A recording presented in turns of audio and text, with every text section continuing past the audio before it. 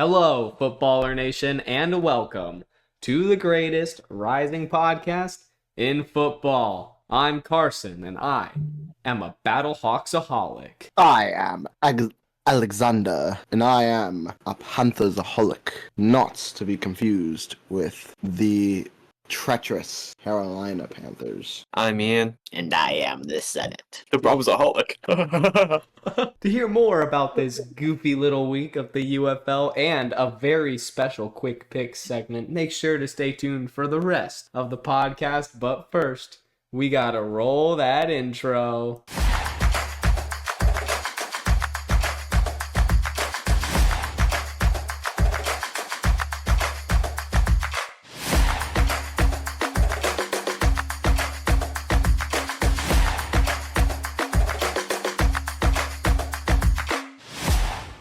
Hello, Footballer Nation, and welcome to Footballers Anonymous. Hello, Footballer Nation, and welcome to Footballers Anonymous. Welcome to Footballers Anonymous. The greatest rising podcast in football. The greatest rising podcast And the in football, only- and the and the only podcast that on covers the internet. UFL. Don't that look it covers up. The just trust UFL. us. Don't look it up. Just trust us. That was some intro you guys pulled there, guys.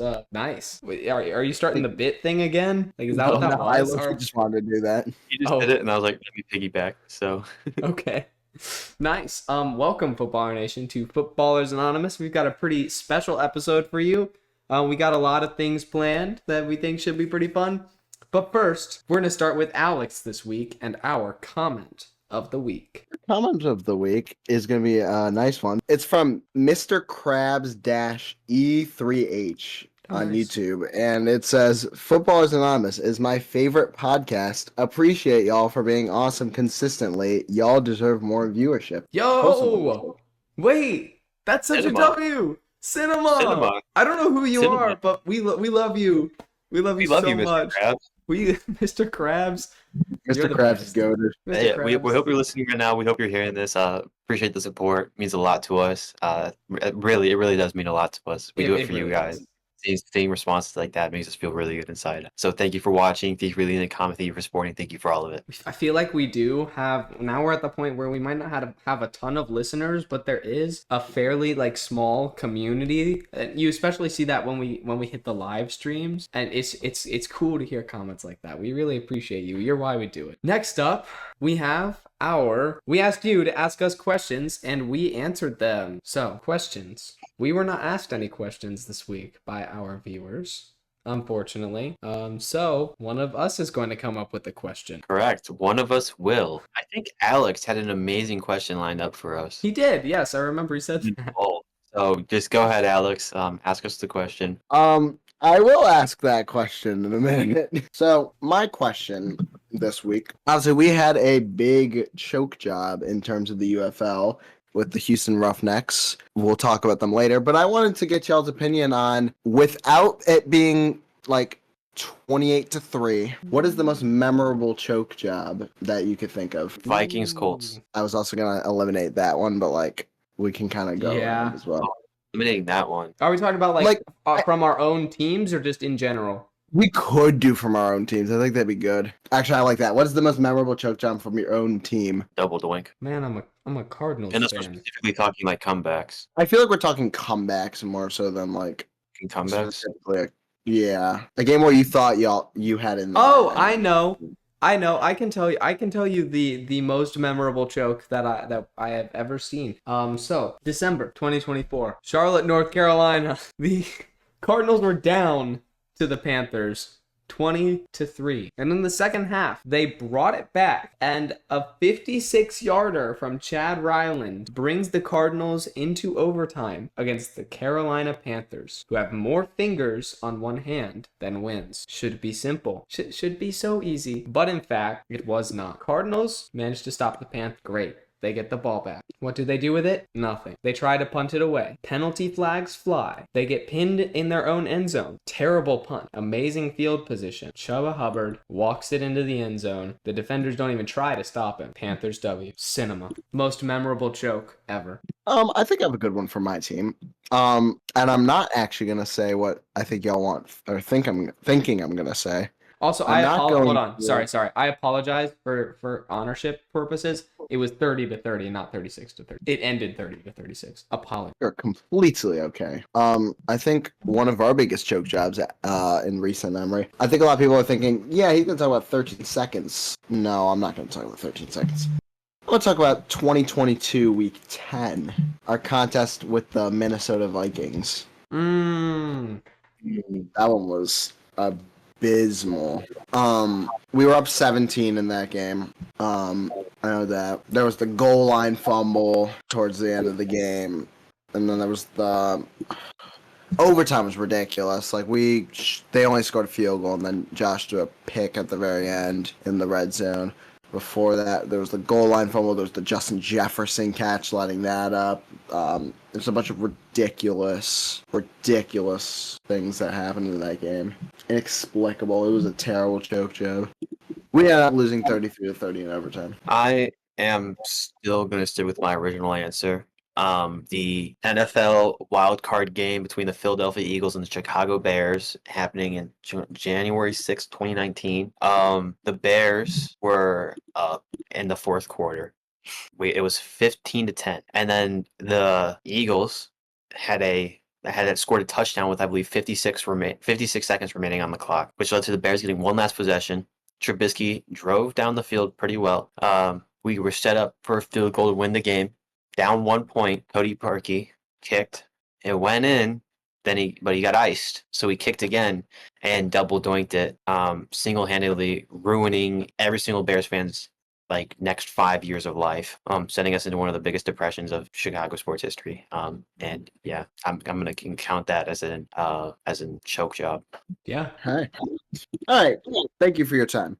I want to move us right over into quick picks. That was a quick. Yes. Footballers Anonymous. We have an exciting quick picks for you this week. We here at Footballers Anonymous, we get very passionate about a lot of things. We get very passionate about people we love. Mitch Trubisky, Colin Schlee, Justin Fields, Trey McBride, just to name a few. We get very passionate about people we hate. Pete Prisco, Patrick Mahomes, Kyle Pitts, and many others. But there's one subject that has come up many times that while we all love it very dearly, it sparks very strong debate every time it is on the podcast. And so we decided today, while we won't tackle the main debate, we will dive deep into the subject of the Cars universe. That's right, ladies and gentlemen. Today, our quick picks are going to be Cars racers. Now, we do have a few rules and stipulations that we don't necessarily need to explain entirely to you. We are mostly limiting ourselves to things that were either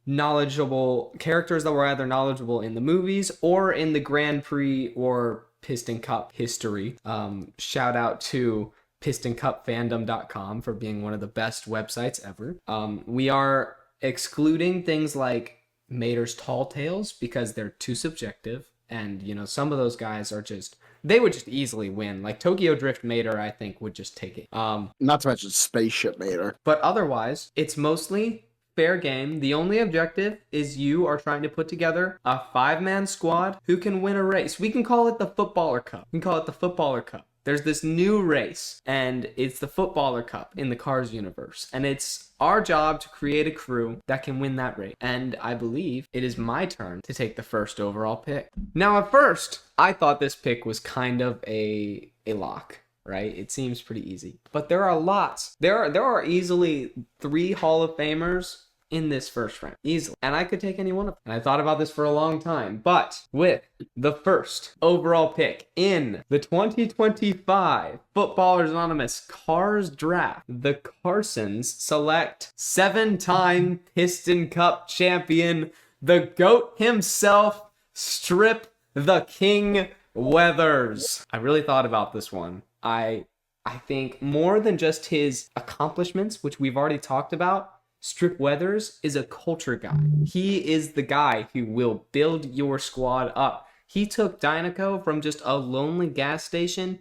to the racing monster that it is. And he then coached his nephew, who's honestly not that great, to beat Lightning McQueen in a Piston Cup, which is very, very impressive. So, to lead my franchise into the future, I am drafting Strip, the King Weathers, at number 1. Now, here's what things get dicey. I figured you would take Strip. I hold the second pick in this draft. And I think with my second pick, I think that coaching ability is very important. With the second pick in the Cars draft, might be a surprise to people. I am actually going with the fabulous Hudson Hornet, Doc. Oh, I love that. I love that. I love that. I love so much. that pick. Doc Hudson.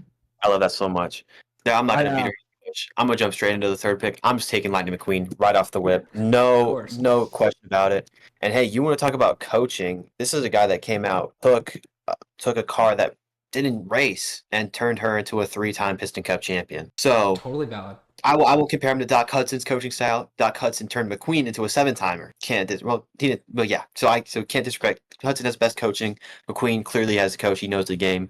No. The only reason I took Hudson over McQueen was specifically partially because we're not taking the injury into account. Obviously, that's a big factor. And also, I think they're both great coaches, but I think when you think about like GOAT coaches, Hudson is actually also a perfect example. Hudson is the GOAT. He is the GOAT coach. Yeah. And he's undeniably he could have been top 3 racer all the time. Correct. He could have easily been the GOAT if his career didn't end. Right. The three guys we picked are the best 3 racers of all time. There's no denying that. These are the only 3 people who you will ever hear in the GOAT conversation, are these 3 people. Correct. And if you hear otherwise, they're wrong. Now we get into the interesting stuff. With my next pick, I put a lot of deliberation into this one. This is the pick that does not feel secure to me in any way. None of the people I want to take at this pick feel secure to me. So I'm going to go out and I'm going to acquire the person McQueen coached himself, Cruz Ramirez. Really? This doesn't feel like an early second round pick to me, but with 4 picks after, I want to secure the safety. I want to take her now. Her and McQueen are going to be a great duo on and off the court. They work super well with each other, and they both push each other to be better. I think if I didn't get McQueen number 1, I don't think I would have taken her right here. But just the pairing of it makes it just too good for me to pass up on. Very interesting. I don't think Carson's going to be very happy with me. Oh, man. I'm doing a little bit of a snub pick because of the potential synergy that I see on Carson's team if he gets this individual. I think I know exactly what you're doing. Yeah. With my second pick, I am taking the man himself, Daryl Cartrip. That's not what I expected. Ah! That's kind of upsetting to me, though. I wanted him as well. Daryl Cartrip he's now 3-time correct. Incredible racer. 86 wins under his belt. 84 wins under his belt. Excuse me. 84 wins under his belt. Plenty of Piston Cup wins. Yeah. Obviously, he was a big partner with the King, Strip Weathers. I think the biggest thing about this guy is he later went on to become an announcer. This is a guy that knows the game. He knows the game well. That's another thing. He became an announcer. Like, he knows the game. Obviously, Ian just said those word for word.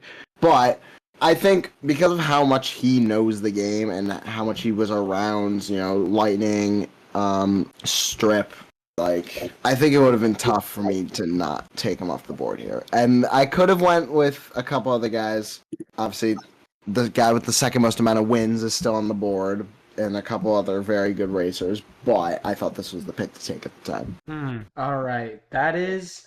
Ooh, this is tough. This is really tough. I mean, looking at these specs. Okay, so this is very tough for me. I've currently got Strip the King Weathers. I've got my foundation. I've got my culture guy. I want to get a solid racer. I mean, Strip the King Weathers will get the job done, and he will probably win. I want a nice younger guy to back him up, kind of similar to Ian. I'm gonna take a different route though. I'm gonna take someone he has absolutely no relation to. It's no secret that I'm a very big fan of the 6th overall pick in the Footballers Anonymous Cars draft.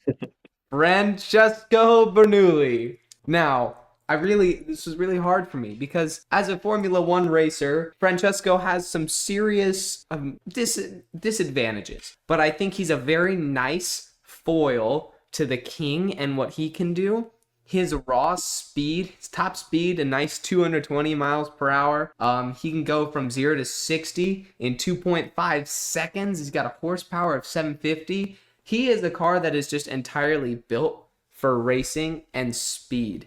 With a lot of mentoring and the culture that the King brings, I think he could be a serious contender on this team. Now I have the next pick as well. Okay, and this is a bit of an interesting pick. Okay, gonna be the first of the really controversial picks. You could say maybe Cruz Ramirez was a controversial, but we're getting into a real controversial pick here. I don't think this guy will go off the board if I don't pick him, but I think he's valuable enough that I want to take him here. So I pretty much have my racers down. So I want to start kind of building more of a facility and a team surrounding them.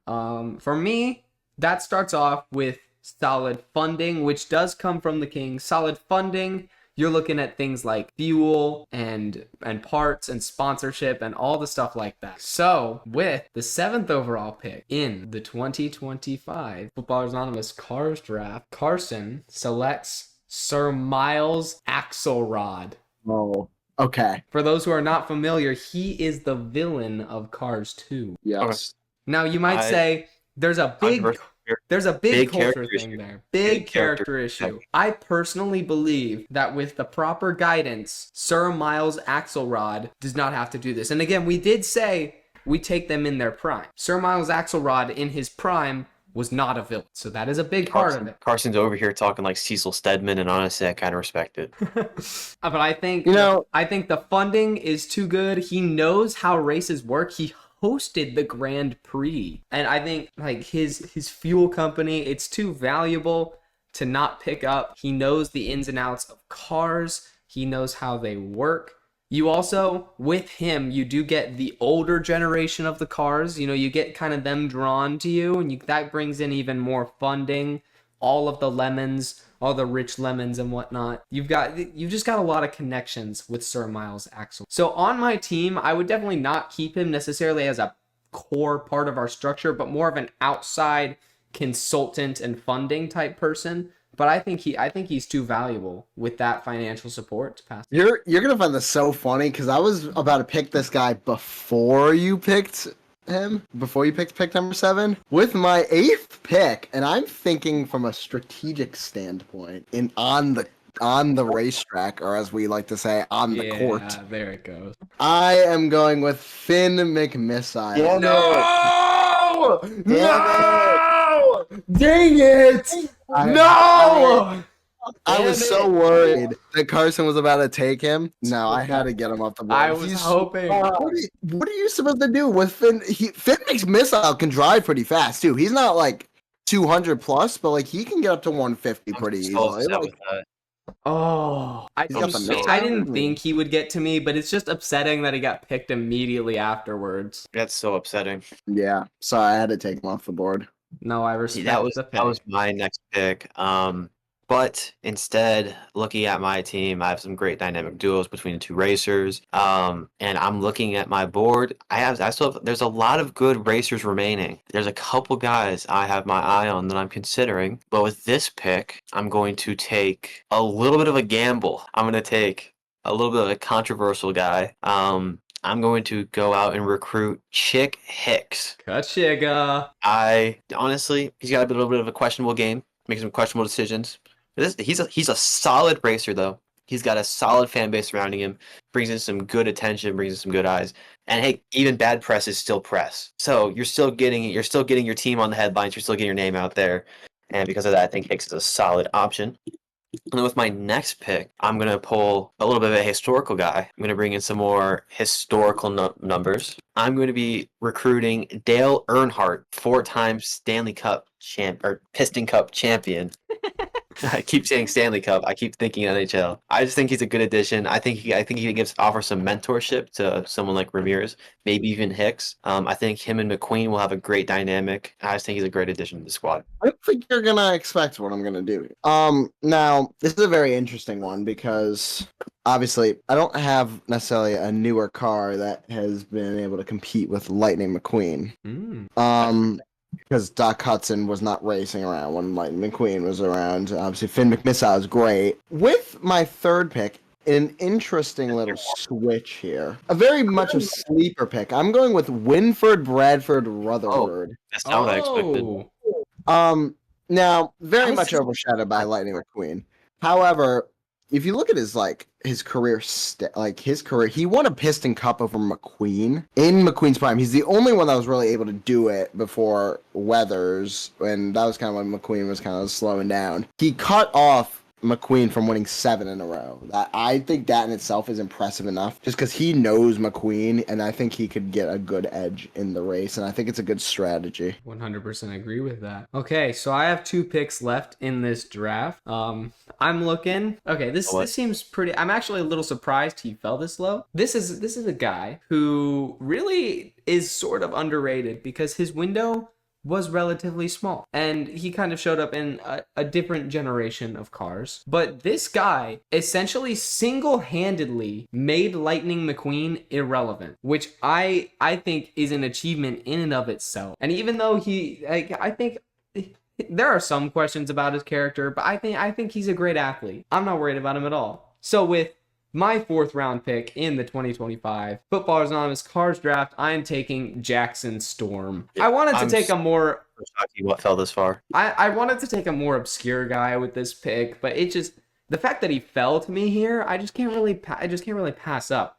I feel like I was pretty confident in my racers with Strip the King Weathers and Francesco Bernoulli, but like if you have a player of this caliber fall to you in the 4th round, you kind of just have to pick them up. I don't feel like you can do it otherwise. So that is my 4th round pick, Jackson Storm. I should have took Storm. I think I whiffed a little bit. I forgot about Storm. Now I saw him there, and honestly, I just didn't want him. The character concern was too glaring for me. I don't want to make it seem like Winford is a bad pick. Winford is not a bad pick. I'm also surprised Storm fell that far, and I completely missed that. Jackson Storm as a rookie is, especially in the way he acts, is almost exactly like Lightning McQueen his rookie year. So I thoroughly believe that with a good coach and system made by Strip Weathers, I think he could turn into a really solid guy and an amazing racer on the track. You just have to watch out for Cruz. You do just have to watch out for Cruz. They've been in competition. Cruz, he does hold his own against Cruz Ramirez for sure. He does. He just is very angry with Cruz. But Cruz also does have one of the greatest racers of all time coaching her, which is a big factor. Excuse me. But putting Strip Weathers with Jackson Storm definitely gives them a fighting chance, especially as a 3rd string racer. I'm looking at him as my 3rd string guy. I think he's an amazing pick Now, with my 5th round pick, I'm taking a bit more of an obscure guy. I think this guy, I'm looking for my big body player, right? Someone who puts the fear in the racer's eyes. And I can think of one specific scene from Cars 1 where I saw Lightning McQueen terrified, which is why with my 5th round pick in the Cars draft, I will be taking Frank the Combine Harvester. I still don't think this guy will be allowed on the court. I don't think so. I think there's too much concern with the safety of the viewers, the reliability of the surface. I don't just the overall safety of the arena itself. I don't think he'll be allowed in. I don't even think he'll be able to get in just based off of his size. I mean, we as the creators of the Footballers Anonymous Cup, I think we did agree that like we can accommodate him as it is our universe and we can do as we wish with it. I don't think so, but I respect the pick nonetheless. It's okay. I specifically have a counterplay to Frank that I've been saving this whole time.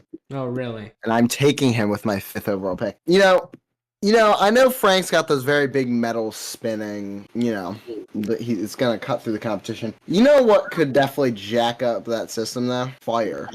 With my 5th overall pick in the draft, I am taking Snot Rod from the scene where they're trying to mess with Mac, and he's the one that sneezes and blows out the fire. He's going to blow out the fire right. He can get scared of Frank and blow it right into Frank's engine and screw him up. That's an insane pull. I wasn't even thinking about them. Yeah. Alex, that's who Alex kind of pointed out to me at the beginning. I was like, wow, that's a good one. I respect it. So Alex Heyman, he got his guy in the 5th round. I think he's a little bit of a steal. I think he's got some good heart to him.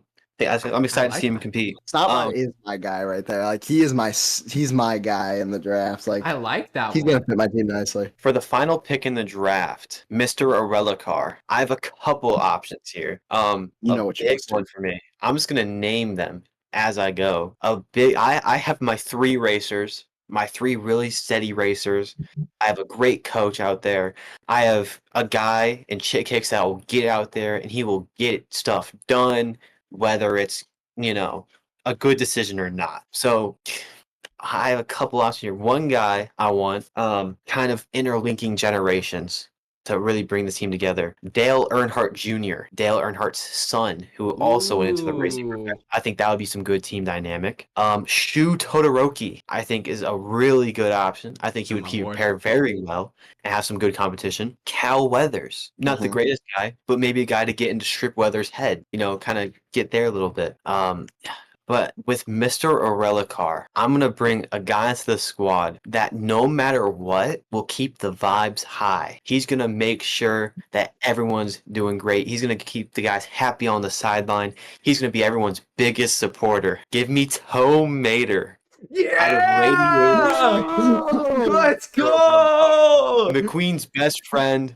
He's out there. He's getting stuff done. He's keeping the crowd hyped up. He's bringing great press. He's the Jameis Winston of cars. And honestly, he's a pretty fast guy too. And he can drive backwards. He has his hook that he can use strategically. I am so happy I got Toe Mater. I think he's gonna make a great addition to the squad. Mater's not winning the race, but he could sure give you some Exactly. good dynamic. You want Mater in there, like midway through the race, just causing some havoc, getting the crowd riled up, getting some fight back into the team. He's that guy to just cause a disruption. Him and Hicks are disruption causers, are game changers, and Mater makes it more fun. The fans love Mater. Honestly, I don't know who wins here. Honestly, We got some good drafts. There's the Footballers Anonymous 2025 Cars Draft. Make Go sure down to- into the comments. Let us know right now who won the draft. Give us draft grades, and let us know what you want to see us draft next time. We are open to all suggestions. Now it's time for Carson's college knowledge. That's right, ladies and gentlemen. Carson's college knowledge is so back. And just like No, we've you been read it getting, wrong. Carson's college knowledge is back. And just like the NFL schedule is coming out, we are starting to get a whole lot of news about next season in the NCAA. First big piece of news is that a 16-team college football playoff format has gained support from both the SEC and the Big Ten. Very controversial, has a lot of benefits and downsides, and we can talk about that more later on the podcast if that does become a pretty serious thing. Texas versus Ohio State will be a big noon kickoff game, essentially ruining the game. A whole lot of fans are upset that is no longer going to be a night game, because night games in Texas are famous for how amazing they are, and this is essentially their best game of the year. Nobody really likes big noon games because they take away from the evening and night game atmospheres. So fans are in an uproar that one of the best games of the season is going to big noon. When asked about competition with Shador, Dylan Gabriel replied, "I think questions like that divide a team." Good for him. He says he loves the pick and does embrace the competition with him, which you love to see. Shador has been very active in Cleveland. He's been very good with their community. He says he's going to be the next Tom Brady, which, I mean, who knows? But he's doing a lot of culture building there, which is really good. Fan favorite Mason Graham is officially the first rookie to throw up during rookie mini camp this season. Shout out Mason Graham. He would be a great addition to your team if he fell. Quinn Ewers, Texas quarterback, signed his 4-year, $4 million contract with the Dolphins. For contrast, he did turn down $8 million in NIL just to enter the draft, so that kind of stinks for him. We got our first ever photographic shots of quarterback Colin Schlee at Commanders minicamp. He has taken reps as quarterback, running back, and wide receiver. He's currently one of the only UDFAs the Commanders are actually projected to keep. Fun fact about Colin Schlee that I recently learned: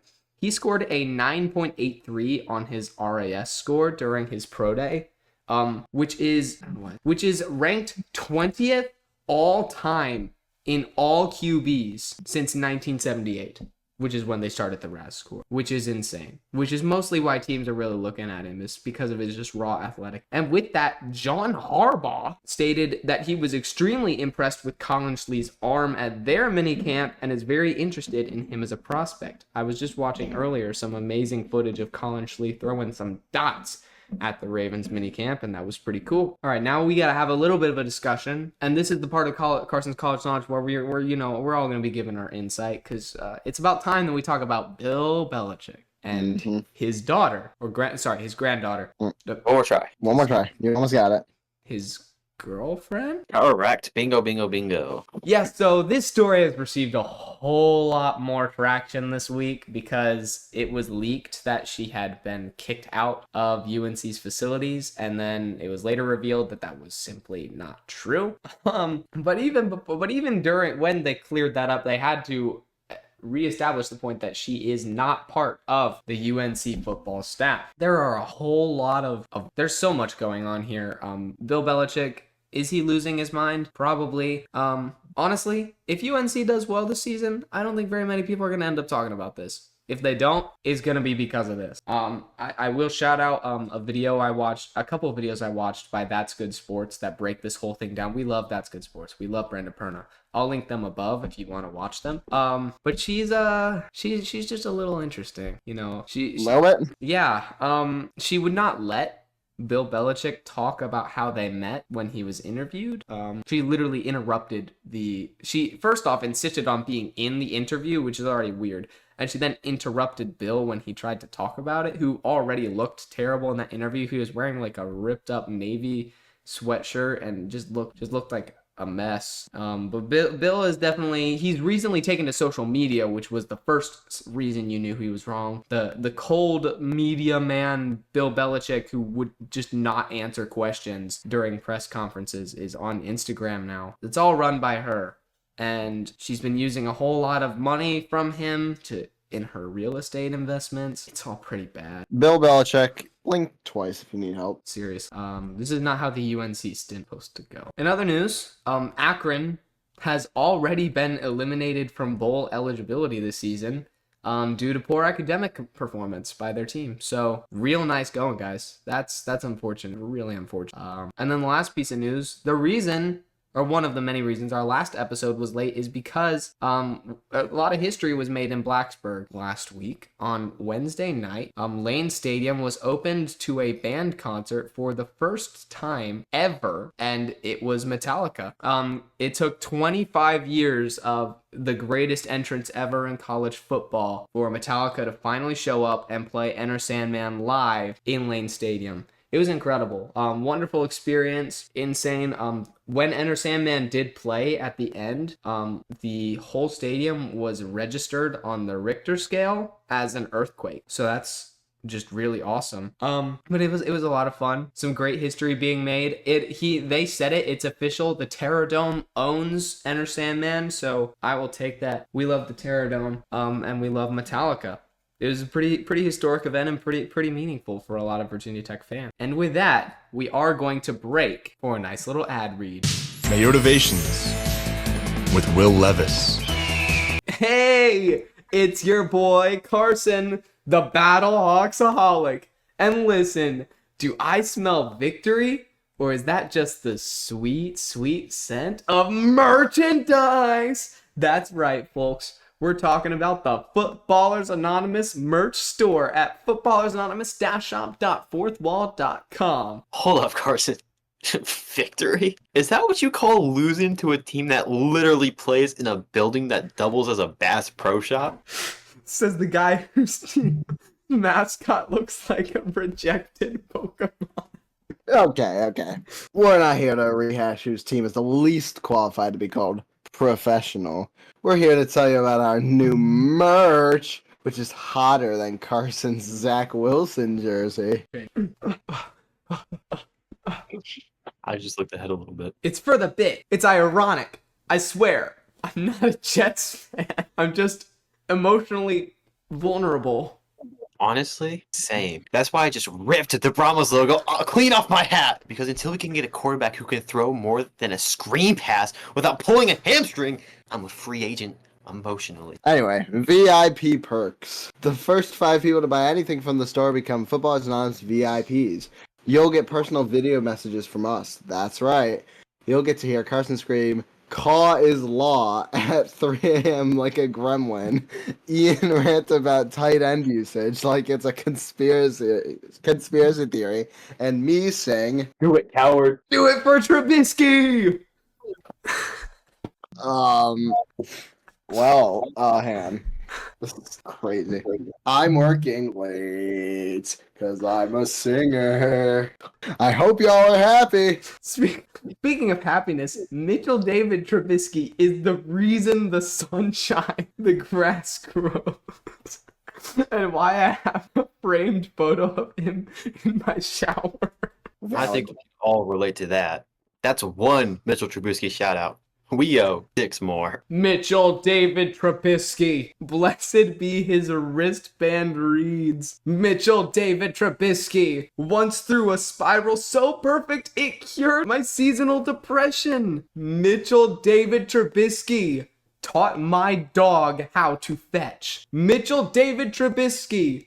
Canonically beat Mahomes in a game once. Mitchell David Trubisky was snubbed by every team except the Lord above. Mitchell David Trubisky is the reason Carson Wentz wakes up in cold sweats. Mitchell David Trubisky is love, is life. Amen. What are we doing? Why are we shouting about a man who got benched more times than Ian's fantasy team defense? Oh God, is this what we've come to? Are we just digital gestures for merch clout? Oh, hold on. Alex is spiraling. Existential crisis. Call it out! Red alert! I want to be a marine biologist. Anyway, back to the store. If you're not one of the first 5 VIPs, you can still be part of the first 50 supporters. And you know what that means. Your name gets read at the end of every episode. That's right, you can immortalize yourself next to legends like Mitchell David Trubisky and, well, mainly just Trubisky. And just to be clear, this ad read was absolutely not written by a no sir, not even a little bit. Just 3 dangerously underrepresented football guys yelling to the void about a merch store like it's a Super Bowl halftime show directed by a figure. To repeat, no AI. So go to footballersanonymous.shop.fourthball.com and grab something now. Be our VIP, our ride or die, our Trubisketeer. And remember, no matter what team you support, unless it's the Carolina Panthers, you're welcome here. Go shop now. Or Carson puts on the full Zach Wilson cosplay. No one wants that. Already wearing a headband, and I'm too late. Footballers Anonymous, baby. Caw is law. Slash Brahmas out. Slash Panthers rise. rise. Not Carolina. Thank you for joining us for this ad read 100% not written by AI. And now let's get you back to the episode. May your game day be delicious. If y'all buy like 30, okay, let's be realistic. If y'all buy 10 orders this week, I will do a full Sabrina Carpenter espresso dance. Alex will do a Sabrina Carpenter cover of his own cover of Espresso. Oh, okay, sure, I'll do that. A full Yes. cover and a full music video. I like this. I cannot escape that song. And you'll be home, Alex, my so own- I'll be able to film all of it. Okay, Oh, it'll be wonderful. Get us 10 orders in the next 3 weeks. that's And reasonable. you can get that from now. And we will remember this promise, because we remember all our credible and honest. Correct, Amanda. Now, getting, Ian, could you pull up the scores of all the games? While I have the scores. Awesome. Never mind, Alex. So around the league, we had a crazy game in the Alamo Dome. Fun fact, this is only the second time the Brahmas have been home this season. I think it's a little ridiculous. I Very. failed to kind of notice this. They started with 4 road games to start the season. I think that's absolutely terrible scheduling. It's quite ridiculous that any professional team should have to undergo that, even if they're like kind of a minor league. A professional football team, I should say. Defenders Brahmas, though, was in the Alamo Dome this time around, and the Defenders won. It was closer than you'd think. Obviously, the Brahmas beat them the first time around. There was a second where there was a chance the Brahmas could pull away with it. It was tied. It was a 1-point game heading into the fourth, but the Brahmas lost by 8 in the 32-24 contest to the Defenders. Some key things to note in that game: Jordan Tamu actually had a good completion percentage in this game. He went 19-24 for 278 yards, 3 touchdowns. Very, very good game from him. I know. As the notorious under 50% completion guy he is, he had a great game. 70 for Powell, 71 for Moore McKinney, and 76 for Sanders. And then defensively, Hogan did not look bad. 20 of 31, 230 yards, 2 touchdowns. It was actually a pretty good game out of him. Maybe he just needed a week to kind of get used to things. Obviously, I think the Brahmas are kind of definitely going to be on the outside looking in terms of the playoffs. They're already eliminated. They are already eliminated? Both mathematically eliminated from playoff contention. Both the Okay, Browns I didn't know if that was the case. It was either mathematically eliminated or they had to win out and had someone lose out. Either way. Our next game is coming in with Panthers Renegades. This one was a scary one, I'll say, at the very least. And definitely a little bit of a questionable one. I know there was, at the very end of the game, there was seemingly 0 seconds on the clock and the Panthers were a yard short, but they changed the ruling. The Panthers called a timeout with 1 second. They didn't think he was down in time. He was down in time when they reviewed it, so they gave the Panthers chance, and the Panthers went and scored and won the game. Our third game, this one was incredible. I watched this game pretty much fully through, and it was absolutely devastating because this stopped me from being 4-0 on the, this stopped Carson from being 4-0 on the week. It was the Roughnecks and the Stallions. Roughnecks had a 25-6 lead midway through the second, and they lost 33-25. It was embarrassing to say the very least. Jake McClendon, 15-23, 167 and a touchdown. Not terrible stats, but not necessarily eye-popping stats. Got some decent rushing out of White.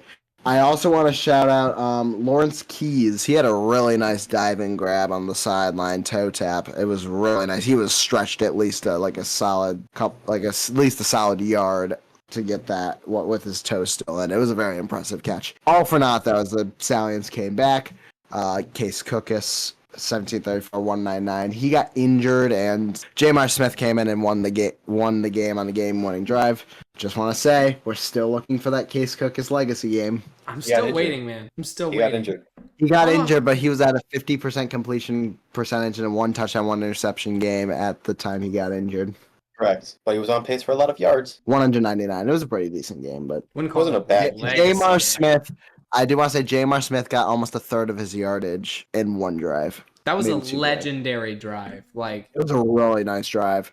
I turned it on at the end. It was splendid drive by Jamar Smith. He played very well. And then the Roughnecks fumbled on the kickoff return when they had a chance to come back and try to do something with their offense, and then they threw it away. They were only down 2, and then they gave the Stallions another touchdown. It was ridiculous. Last game. This game tied the comeback we got a couple weeks ago for the largest comeback in UFL history. So yeah, lots of comebacks as of lately, and this one was not a comeback. This one was kind of a boring game. The Battlehawks and the Showboats was 19-9. Battlehawks did what they needed to do. I thought Wynn and the Showboats offense would put up more. That's why I took them in this game. They did not. Wynn didn't have a bad game, 21-34, 196, and a touchdown, but just the offense in general was struggling to move the ball, and that kind of really got them. Duggan threw a touchdown and an interception, but even the Battlehawks offense wasn't particularly great, but they got the job done. The only thing for Battlehawks fans, this is 2 weeks in a row now with Duggan where you're putting up under 20 points, something just to watch. Obviously, had a great game versus the Panthers. And you're still kind of coasting by to these wins, but you got a tough matchup coming up that we will preview later on in the episode when we do our Footballer Select segment. But for now, we're going to head right into the UFL Power Rankings, and Carson's going to explain how this works for those who don't understand math. Thank you, Alex, for that wonderful recap. Ladies and gentlemen, we are now entering our UFL Power Rankings segment. For those of you who have never joined us before, first off, welcome. Second off, this is how our power rankings work. Every week, we take all 8 of the UFL teams personally and order them from worst to best. Now, we then use this thing called math and assign number values to each team, put them together to make a group list from worst to best, our power rankings list. Now, because math sometimes happens, occasionally those number values give the teams ties. When that happens, we discuss them on the podcast and then just collectively vote on which one we think should take the higher spot. We have only had that happen once this season, and it has not happened this week. So we are able to jump right into it. And we are going to start with our baddies, our 2 lowest teams. And coming in at number 7, just like Alex said, losing to the Battlehawks, it is the Memphis Boats. Listen, I'm still a Dresser win believer. I don't even think he looked that bad. He played a pretty good game. The rest of his offense around him didn't really do much at all. I was surprised by their defense. Defense is actually fairly solid against a fairly stacked St. Louis offense. They did a very good job holding them. That does a little come from my concern about the St. Louis offense, which we'll talk about when we get to them. But overall, I think it was a pretty solid defensive performance from them. Their offense just couldn't get it done. Yeah, overall, that's just tough team in the Battlehawks. The Battlehawks have been playing good defensively the past couple of weeks. They are eliminated from playoff contention. I do want to actually double check y'all on that. They are. They said it during the game. They are eliminated. They have one win. They have one win. They're not. Yeah. Oh, yeah, they definitely are. Sorry, I'm looking at it now. I forget it was just week 7, so they're 1-6, not 1-5. That's why I was. Yep. Yeah, they're definitely not. And coming in at number 8 as our ultra baddie, Ian, you recently ripped their logo off your hat for a ad. You mean my authentic UFL store purchased hat? Yes, yeah. You somehow ripped the logo, the sewn on logo off. Clean off. Yeah, we have the San Antonio Brahmas. There's nothing to say, really. They suck. They had the game. They were actually, kind of proving some people wrong, and then they just choked it away, threw it away, made fools of themselves. Yeah, they sucked. The Brahmas still suck. It's very unfortunate. Very unfortunate. I do want to give them credit where credit is due. They looked a little better at the quarterback position this week. A little bit.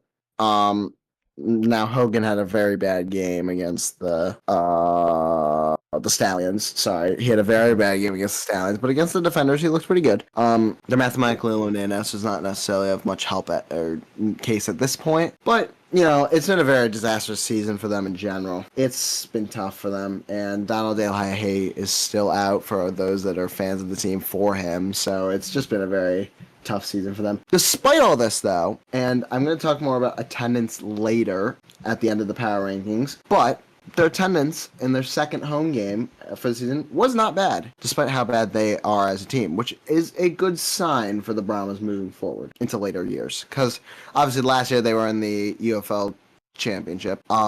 Big drop off this year, but just even though they're bad, they're still holding their own in terms of attendance. Had the second highest attendance this week, either highest or second highest. It was by 100 with the 100 difference with the Renegades one way or another. Still holding their own, so pretty solid for them. So that's good for them moving forward, and hopefully they can be more competitive next year. Moving on from our baddies, we're gonna get into some actually good teams. Now our top 6 are pretty interesting. They've actually shaken up a little bit this week, compared to their usual movement. Coming in at number 6, actually these guys didn't move. It's the Houston Roughnecks. That was rough. That was really sad, guys. I can't even lie. You stopped me from going 4-0. I'm actually really disappointed. You should have had that. We talked about memorable chokes earlier. Well, I guess that's how you brought it up, was this game. But yeah, this is one of them. I was really upset. As hyped as I was for Jamar, I was very upset. I honestly feel like this one was worse than the Renegades one, because at least the Renegades put points on the board. They didn't put a single point on the board in the second half, and they just let the... And it's not like the Stallions were necessarily offensive juggernauts either. It took them a very long time to catch up, and they gave you chances, and you just kept fumbling it away, literally fumbling it away. They didn't get to 30 points until he fumbled it at the one, or not at the one, but fumbled it, and then it got them to the 1 yard line. I still stand by the fact that the Stallions are not the team they once were, but this was Houston's chance to get in the playoff picture and get in the playoff race, and they threw it away, and they deserved the loss after that atrocious performance. I'm gonna be real. we've been talking about choking this whole time, and I did not realize I've been wearing my choke shirt this whole time. That's incredible. I did not. Gonna look down. I was like, "Yo!" Sorry. Interestingly enough, actually I'll bring it up in a minute. So with that, Number 5. we move on to number 5, who beat the Roughnecks. It's the Birmingham Stallions. They are the most fraudulent of the 4, 5, and 2 teams. I'm sorry. Like I don't want to say fraudulent because they're not frauds, but like of the 4, 5, and 2 teams, they're definitely the weakest link. Yeah, no, I agree with that. I that was a very harsh I think the Stallions are better than the Roughnecks. Yes, they are better than the Roughnecks. I mean, they proved it. Yeah. Something to note about this. Be the weakest link. No, because they're not 5 and 2. The Roughnecks. Oh, so you said 5 and sorry. I thought you said 4, 5, and 6 team. No. The Stallions are the weakest link of the 5 and 2 teams. Yeah. Yes. By a long shot. And I think they have that championship DNA aura with them that kind of causes teams to slip up. It almost feels like it's not nearly as bad as the Chiefs. I don't want to compare them to the Chiefs this year. But they had their game versus the Roughnecks. The Roughnecks absolutely choked both games really, but this one was a lot worse. And then the Renegades game was a little weird. They do. They've gone through what is it? It's 5 quarterbacks now, right? They've had 5 quarterbacks. 4 get injured over just these 7 weeks. That's I will say that is that they're 5 and 2 down here too. Yeah, that's crazy that they're still 5 and 2, going through 5 different quarterbacks in 7 weeks. I'm not gonna lie, Jamar Smith scared me a little bit because Jamar Smith actually did look pretty good. We only saw 1 drive and he cooked. They might do really well going forward. Jamar Smith, we'll have to see this upcoming week. But if they put on an offensive clinic next week, I'm terrified. Also, the bigger issue has been offense rather than defense. Not that's been like the worst offense or anything. It's been a solid offense, but like they're definitely not the best offense in the league. They're average in terms of offense, and sometimes they're a little slow to get the points on the board, and just a little. It'll cost them in a game versus a higher scoring offense. But if Jamar Smith can cook, then they might have the pieces to go for back, unfortunately. I really like their matchup next week. I won't spoil it again, but I really like their matchup next week. I think it's going to be just about the right kind of test from a team that's starting to slip into kind of a similar situation. Not nearly as severely, but both teams have to prove something. Again, I'm keeping it secret so we can, you can just look, you probably know if you're watching, you probably know what it is, but that's number 4. Number 4, we have the Arlington Renegades, who, in my opinion, are too high. No, they're 3 and 4. This is my fault that they're at 4. I think they're better. They have been so unlucky with their I'm not gonna lie, Perez is getting so screwed over. And that's my thing. This isn't me ranking Perez. It's not. It's me ranking the Renegades. And the Renegades are not a top 4 team. At the end of the day, they were right there with the Panthers. They were right there with the Defenders. They were right there with the Battlehawks, even though that game was boring. They were. They're just ending up on the losing end of it every time. They may be on a 3-loss streak, but those were against the teams that we consider to be the 3 best teams in the league, and they were, like Alex said, they held their own. All won 4 games. So I think they have a good matchup this week. This is the time for them to turn around. A little bit high on the Renegades horse, but I think they can. I think they can turn around. I think they can get back into things, and I think this will be a great bounce back game for them. Look, I've kind of I've given up. I think Perez is probably he's easily a top 5 quarterback in the UFL. But his roster is just not clicking with him. And that's an issue. You can tell it frustrates him on the field. I'm not confident at all in their coaching. I need to see something happen. I know they've gone through some changes, and I'm just not seeing a bounce back. The 3-loss streak, were they close games? Yes, but they lost all 3 of those games. And in a 10-week season, you can't do that. So they need to turn something around fast in a very competitive I will say. XFL. We're not talking about this upcoming week's game, but the 2 weeks after that, they play the Boats and the Brahmas. This is true. They are not done, but they need the win this week. They need it bad. This is true. Not to spoil. Coming in at number 3, we have the DC Defenders. I don't feel like this comes as too much of a surprise. No. A little bit of a fall after all the glazing we gave them. Yeah, I'm losing confidence. I'm losing confidence, man. I don't see. It's weird because their big thing in the first couple weeks, like their defense is incredible. Their defense is incredible. Looking at it now, those teams that they played in those first couple weeks where the defense was incredible, they played the Stallions, who have been a very mediocre offense. The Boats before Dresser win, which was not great offensively. For the Boats were not great offensively. They played the Battlehawks in that game where Wilkins was not particularly great. There's still a good performance, very good performance. Then they played the Brahmas and lost. And then since then, they have let up 30-plus points in the 2 of the past 3 weeks, and the one they didn't, they let up 24 to the Brahmas. We might have been high on the Defenders' defense, and that might cost them down the line. The offense is stepping up, but There's something wrong there. I don't know what it is, but it's not the same team we saw earlier. There's something weird happening, and they're still doing pretty well for themselves, and they need to be in the conference they're in, but it's a little concerning. They've got a very competitive Battlehawks team and a team fighting for their lives in the Renegades, who are close on their heels for the XFL title, and those are going to be huge games for the Defenders, and they're going to need to figure that out in the space of a few weeks. The season is almost over, if you can believe that. We're going into week 8. We got 3 more weeks of the regular season, so the Defenders not guaranteed a playoff spot. Will they probably get one? Yes, but they need to change something if they want to be successful in that XFL champ. I will say, Jordan Ta'amu, he is still leading the league in passing yards. He's got 1,750. He's leading in passing touchdowns with 14. I know the completion percentages have been an issue, but like Alex said earlier, they did have a very good performance with his completion percentage this week, which was big. So that could be the first step for them, because I genuinely think, because you look at all the things he's doing with that many incompletions, if you can just imagine him bumping that 48% to a 70% and adding all of those yards and points onto it, Jordan Ta'amu is the easy MVP, but that's he just needs to get that together. And that's kind of what's been holding the whole team back, is the inconsistency with him and the offense. Well, it definitely originally. I obviously the defense is also not playing right now, but yeah. There's a lot of questions for DC. Right. Coming in at number 2, it's not much of a surprise. We have the Battlehawk. Once again, the Battlehawks showed up on defense, which was very good. It was not the most amazing game for the offense. It wasn't bad. They just had very many opportunities to close the game that they didn't take. The game should have been over a lot sooner which was a little bit concerning since it was the Showboats.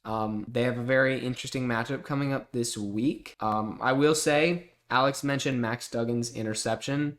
The interception wasn't Duggan's fault. It landed in the receiver's hands and he just didn't catch it, and it bounced out. So it was not his fault on the reception. Other big thing, Hakeem Butler got a catch that wasn't a touchdown, so that was kind of sad. I was kind of riding that. And the only other real thing I have to highlight about St. Louis is that Rodrigo Blankenship is still perfect on the year. He is still 16 of 16 kicks. He has the most points from kicks this season with 48 points. He had his long this season, I believe, is 56 yards. And anytime he comes out onto the field, especially in this last game, the announcers were just talking about who's he's gonna go to in the NFL this season, because he is NFL ready. They were comparing him to Jake Bates and so many of the UFL kickers that have been really successful in the NFL, which is kind of why I think it's weird that they took away extra point kicks, even though kickers have been some of the most successful UFL athletes. If that were happening for me, I would want to give the kickers more chances to play their sport. I think they're just trying to mix it up, but I think they have to work on the system. Otherwise, that's pretty much it for the Battlehawks. For me. Obviously, Rodrigo Blankenship was in the NFL. He was on the Colts, but he will be back. At this point, bring him to Buffalo or something. I don't even know. Respect the specs, man. Yeah. He's cooking. Coming in at number 1 is the Michigan Panthers. Obviously, we have the scare. Panthers? No, the Michigan Panthers. Bryce Young? No, Bryce Perkins. Oh, we really both have Bryce quarterbacks. I never thought about that. Oh, yes. Sorry. Yeah. I mean, the Panthers will just continue to be on a roll. I just really hope we can actually. This is not next week, so I can talk about it. Can we please beat the Stallions one time? Please. That's 2 weeks from now. Can we please beat the Stallions one time? It's valid. Anyway, yeah, no, they continue to be quite dominant in their performances and just a really good show. Just they show off a lot. They show their muscles in every match. Renegades got close, but the Renegades have been very competitive with some of the top teams in the league, so it's not necessarily surprising. They're Perez. We still did a very good job for some. We won, even though it was very unlikely that we were going to be able to. Like, we got the job done when it mattered. So, yeah. Listen, something I will say, last season, even though at least like we weren't as big into the UFL as we are now, I was very basically following the Battlehawks. I wasn't really watching many games, but last season, all three of our teams made the playoffs and still didn't win a championship. This season, it looks like we'll get 1 or 2, probably 2, unless the Battlehawks just really choke or the Renegades do pop off. And I mean, feel like looking forward, I think it's more likely that the Renegades jump the Defenders. this is Not because, possible. mostly because y'all already swept them, so you only need 1 win. This is true. I don't know we if the do. Defenders only need 1 or how it would work. It could if come Renegades down to were- that Week 10 matchup between St. Louis and DC. That could be If pretty y'all big both for it. lose out, then yes, it will, because that will mean the Renegades will. If you both lose out, that means the Renegades will probably win out, and that means that it will come down to that matchup. It's really hype. Which would be hype. So those are the power rankings. Going through them again, we have a number 8 at Ultra Batty, the San Antonio Maz. At number 7, we have the Memphis Boats. At number 6, we have the Houston Roughnecks. At number 5, we have Birmingham Stallions. At number 4, we have the Arlington Renegades. At number 3, we have the DC Defenders, not the Washington Defenders. At number 2, we have the St. Louis Battlehawks. And at number 1, we have the Carolina Panthers. No. The Michigan Panthers. Friendly reminder that these are our power rankings, which automatically makes them better than Pete Prisco's, because Pete Prisco hates the UFL. I forgot to mention something when we were at 6. When we were at 6, I was waiting for us to bring up the Renegades, and I never mentioned it. Notice how the 2 teams that are at 3 wins, that are kind of fighting for their lives, are the 2 teams that have the biggest choke jobs on the season. Yes. And 2 teams that have had some quite close contests. Granted, I think the Renegades are objectively better than the Roughnecks, but you know, crazy fact. Hang on, sorry, I'm gonna give me like a minute or 2 here. You're good. Something I do want to know about the Renegades, really quick. They do have a very positive point differential despite having a losing record. They're plus 29. It's better than the Defenders, and it's very close to the Battlehawks and Stallions on the year. The Panthers have the highest with plus 46. That's the Stallions 37, Battlehawks 36, the Renegades at 29, and the Defenders only at plus 6.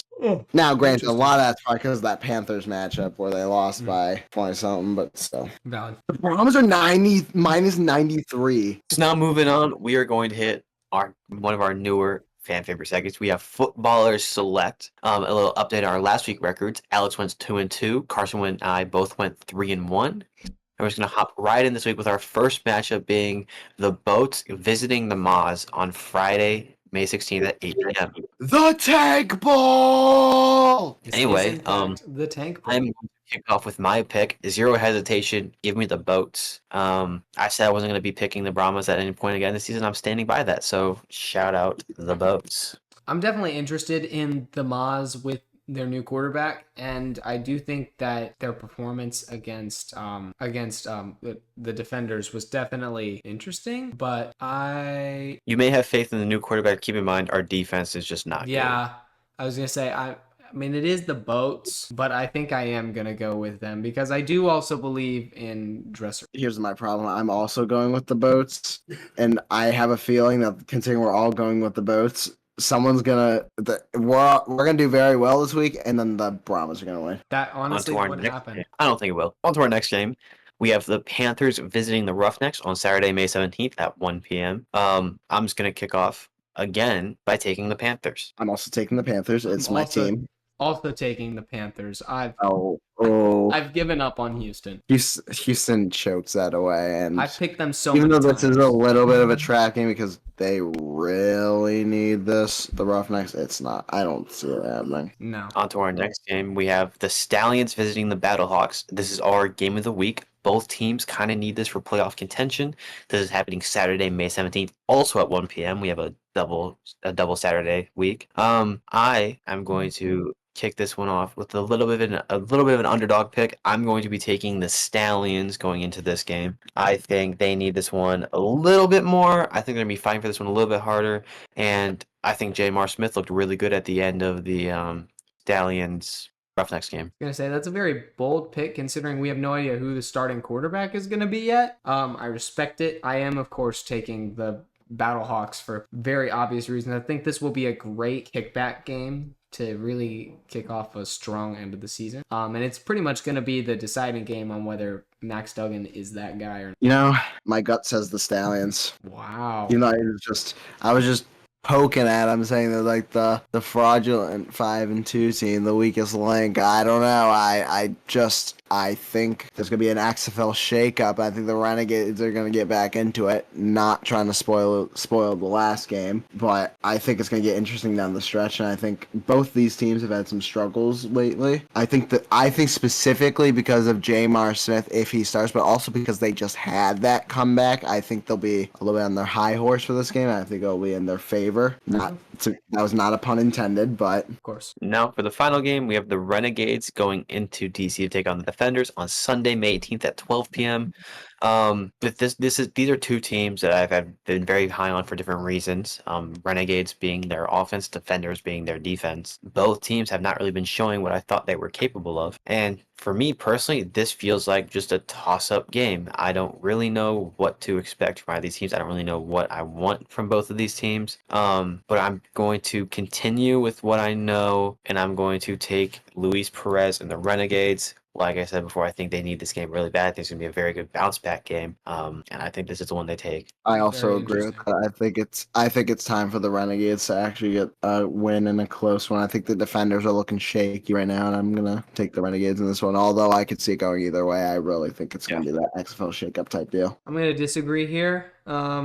Even though I have my reservations about both teams, the Defenders have at least given me reason to be proven wrong. The Renegades, I'm not confident in. Like I love Luis Perez. They just can't close games, and that's a serious issue. And I'm kind of done with what if credit. Justin Herbert ruined that for me. And I'm low-key hate that I'm giving it to the Bears in the offseason, but I am very high on them. But for the Renegades, I can't. I really don't see any harmony in their offense. Luis Perez seems very frustrated and doesn't seem to fit well in the system at all. And the Defenders have shown signs of life recently.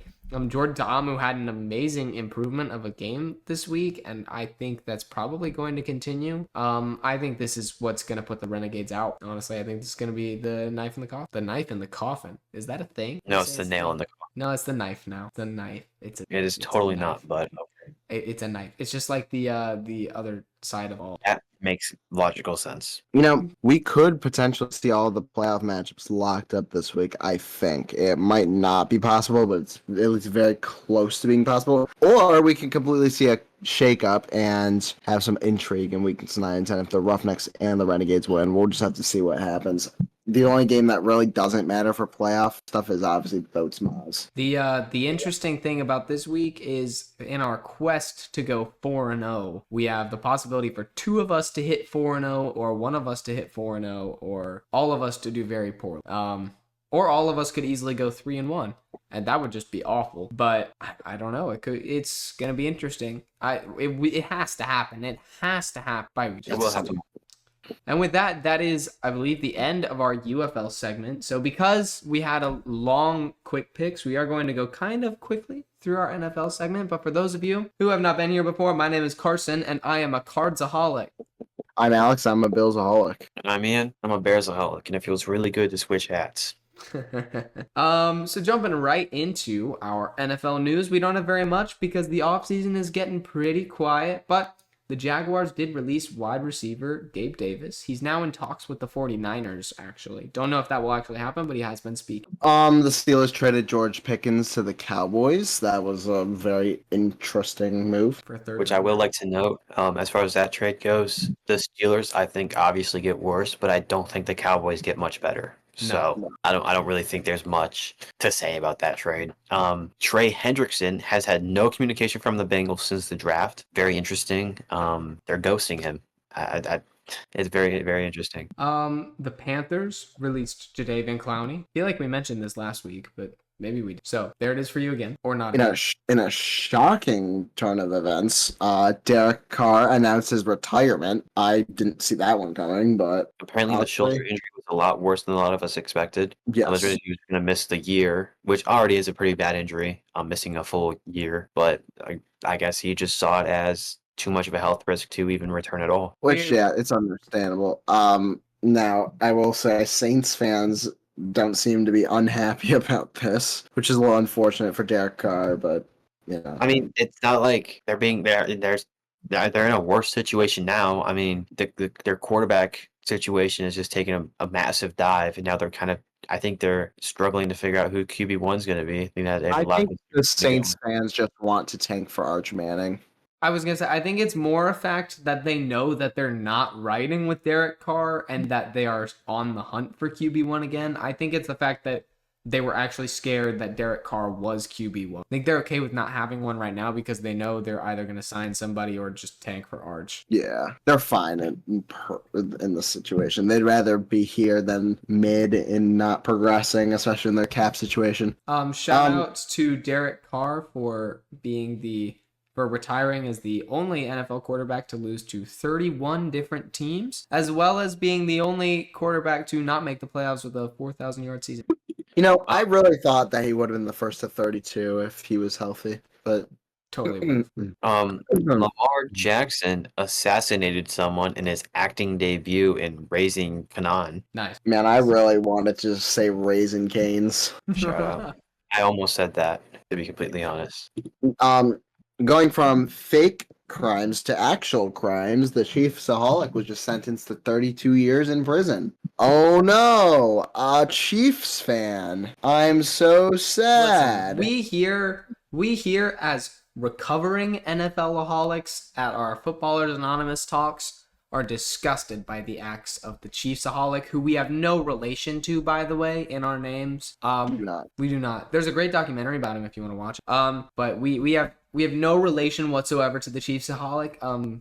He deserves his 32 years, and and 49ers. Sorry. The 49ers, lastly, still believe Mac Jones could be a capable starter in the NFL. I don't think that's anything threatening for Brock Purdy, but I think they were just implying that they're going to be a stepping stone for him, but still, okay, all right. Hey, Mac Jones. Yeah. I mean, cool, man. I love Mac. Now, Alex, before we leave, Alex, as of this episode recording yesterday, or as of this episode releasing yesterday, we dropped a very big video by you. If you want to talk about that and what's going to be happening today at 8 p.m. Eastern, as of this releasing today, Wednesday. Yes. So we will be dropping my pre-built schedule video. It will have us going through a full scenario in terms of what we think will happen in that scenario, who would win the Super Bowl and whatnot. Wait. Did you say scenario? Yeah. Yeah. We said no scenarios, Alex. Stop. What's wrong with that? Is that literally why we said no scenario? I don't remember this. Wait, what? No, never mind.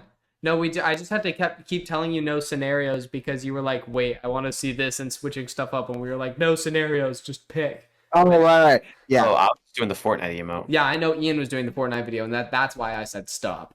Right. Yes, so we will have a whole thing where we go through the schedule, and it's pre-built, and I made it. And now, as of the time we're recording, I've already gotten something right. The Week 16 matchup between the Eagles and the Commanders. It's a Saturday doubleheader. I didn't take it as a Saturday game because I didn't put any Saturday games in Week 16.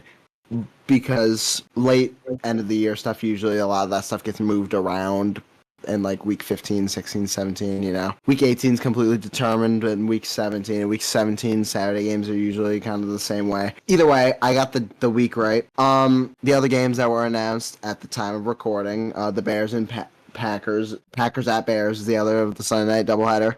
Broncos at Chiefs on Christmas, Bears at Eagles Black Friday, and then the opener of Cowboys at Eagles, which I think my opener of Commanders Eagles was better, but that's okay.